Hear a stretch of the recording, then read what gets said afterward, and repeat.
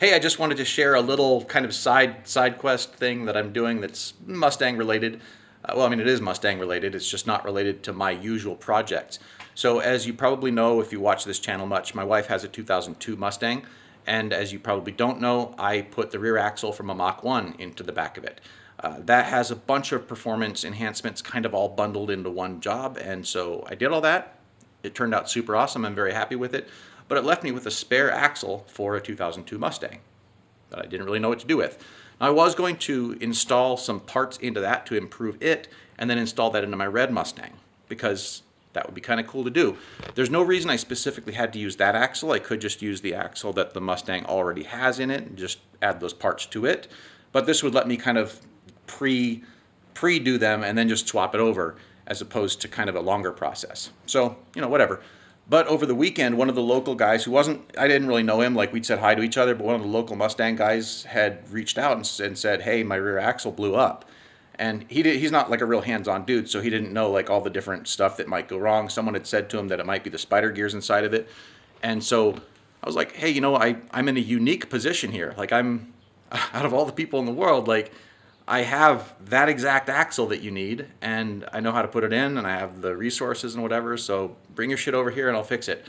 And so, you know, we got his car over here, and we worked together yesterday to kind of get it all together, sent him on his way. He's happy, so, you know, that's good. It's safe, and it's going to be a reliable car for him, at least that part. I can't speak for the rest of it. I don't know anything about the rest of his car. I didn't inspect it, but that part's reliable. So what he left here, of course, is his old axle. And if it's in good shape enough inside, I'm still going to do my original plan because I don't need the differential. I only need, you know, the other parts like the axle shafts and the axle housing. And the axle housing's good, that I'm sure of.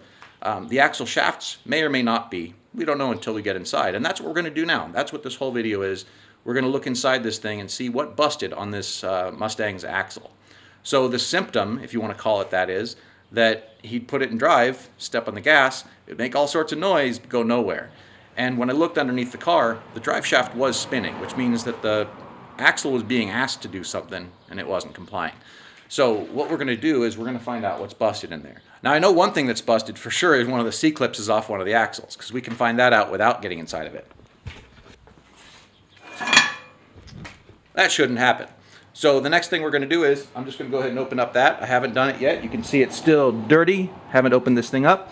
We'll find out together what's exploded in there.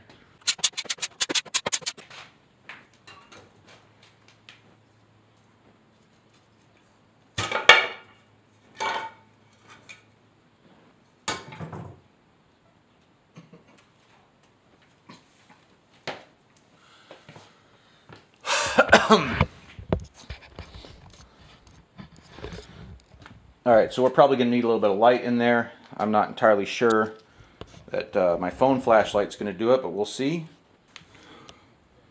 So yeah, that's for sure spider gears. I mean, that top one is just gone. The top spider gear is just gone. And that one there is all chewed up. This top one might have been gone for a little while, and it could have still operated for a little period of time with just one of the spider gears in place, but it wasn't long before that one was gone too. I'm sure that parts of that one are going to be down there in the gack and goop. Now this also, you can't smell it over YouTube, thankfully, and be glad of that, but it definitely does not smell delicious in there. That is for sure. It is not the most enjoyable flavor that I have smelled. Now the good thing with this is, it looks like it didn't do damage. Now I don't care about the ring gear, and I don't care about the pinion, because I'm replacing those when I go to put the other stuff in. The parts I care about are the housing, the axle housing, and I care about this axle shaft, the one that I pulled out here. And so we can inspect that one. I suspect this one here on the other side, it's probably okay. In fact, the C-clip is still in place and everything on it. So I expect that that's probably okay, and I expect that this axle shaft here is probably okay. We're going to go ahead and take a look at that. That's going to be gross.